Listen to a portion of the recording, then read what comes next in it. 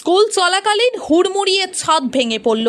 রাজস্থানে মৃত অন্তত 4 শিশু, আহত বহু। স্কুল চলাকালীন হঠাৎ ছাদ ভেঙে পড়ার মর্মান্তিক দুর্ঘটনায় চাঞ্চল্য ছড়ালো রাজস্থানে।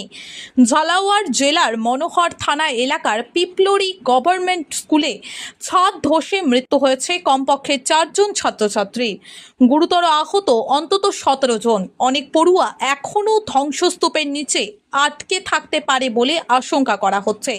আহতদের মধ্যে কয়েকজনের অবস্থা আশঙ্কাজনক, যাদের অন্যত্র স্থানান্তরিত করা হয়েছে। দুর্ঘটনাটি ঘটেছে শুক্রবার সকাল 8:30 নাগাদ, যখন স্কুলে ক্লাস চলছিল। স্কুল ভবনের একতলা আচমকা ভেঙে পড়ে। তখন স্কুল চত্বরে প্রায় 40 জন পড়ুয়া ও কয়েকজন শিক্ষক উপস্থিত ছিলেন বলে জানিয়েছেন পুলিশ। হঠাৎ বিকট শব্দ শুনে ছুটে আসেন স্থানীয় বাসিন্দারা। তারাই প্রথম ধ্বংসস্তূপ সরানোর কাজ শুরু করেন। পরে ঘটনাস্থলে পৌঁছায় পুলিশ, দমকল ও বিপর্যয় মোকাবিলা বাহিনী।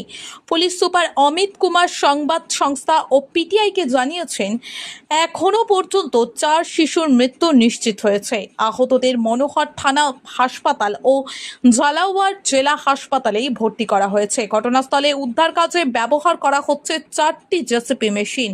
প্রয়োজন হলে আরও মেশিন আনা হবে বলে জানিয়েছেন প্রশাসন। স্কুল চত্বরে ভিড় জমিয়েছে আতঙ্কিত অভিভাবকেরা। সন্তানদের সন্ধান নেই, অনেকে আতঙ্কে ছোটাছুটি করছেন। স্থানীয় সূত্রের দাবি, এই স্কুলের ভবন বহুদিন ধরেই জরাজীর্ণ অবস্থায় ছিল। বারংবার অভিযোগ জানানো হলেও প্রশাসনের তরফে কোনো পদক্ষেপ নেওয়া হয়নি। স্কুলটিতে প্রাথমিক থেকে 8ম শ্রেণী পর্যন্ত পড়াশোনা চলত।